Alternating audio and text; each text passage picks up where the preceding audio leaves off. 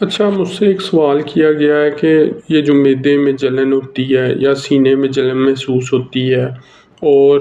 ہمارے معدے میں تیزابیت ہو جاتی ہے، تو آیا کہ یہ کیوں ہوتی ہے اور اس کا کیا ٹریٹمنٹ یا علاج ہے؟ بیسیکلی یہ جو ہمارے معدے میں جلن ہوتی ہے وہ اگر میڈیکلی ہم دیکھیں تو اس کا نام ہوتا ہے جرڈ یا گرڈ، گیسٹرو اسوفیگیل ریفلیکس ڈیزیز یا سنڈروم بھی کہتے ہیں۔ تو اس میں بیسیکلی کیا ہوتا ہے کہ ہمارے معدے میں اللہ تعالیٰ نے ایسا نظام بنایا ہوا ہے کہ خوراک کو ہضم کرنے کے لیے ایسڈ پیدا ہوتا ہے HCl، اس کی پی ایچ ہوتی ہے 1 to 3، یہ ایسڈک ہوتی ہے۔ لیکن جب ہم نیچرل ڈائٹ نہیں لیتے یا ایسی ڈائٹ لیتے ہیں جو ہماری صحت کے لیے اچھی نہیں ہے، جیسے جنک فوڈ یا پراپر ڈائٹ نہیں لے رہے، اور اس میں کیا ہو رہا ہے کہ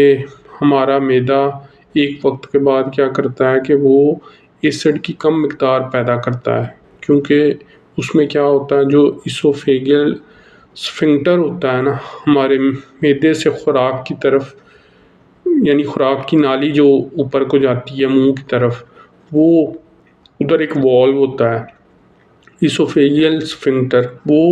بیسیکلی بند نہیں ہوتا جب یہ کنڈیشن ہوتی ہے۔ اس میں کیا ہوتا ہے معدے کا جو تیزاب ہے وہ خوراک کی نالی کی طرف جاتا ہے اوپر کو، اس کی وجہ سے ہمیں سینے میں جلن محسوس ہوتی ہے، ہمارے معدے میں جلن محسوس ہوتی ہے، تیزابیت ہو جاتی ہے۔ تو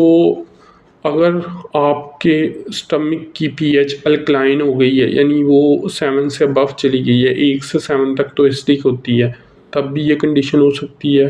اس کے علاوہ ایک یہ ہے کہ ہماری اسٹمک میں اللہ تعالیٰ نے وٹامن ڈی کی جب کمی ہوتی ہے تب بھی یہ کنڈیشن ہو سکتی ہے۔ وٹامن ڈی کی کمی کے سینسرز ہمارے اسٹمک میں ہیں۔ تو اس کا کیا حل ہے؟ اس کا یہ حل ہے، ایک تو ہم نیچرل ڈائٹ یوز کریں، دوسرا کھانا کھانے کے فوراً بعد لیٹ نہ جائیں،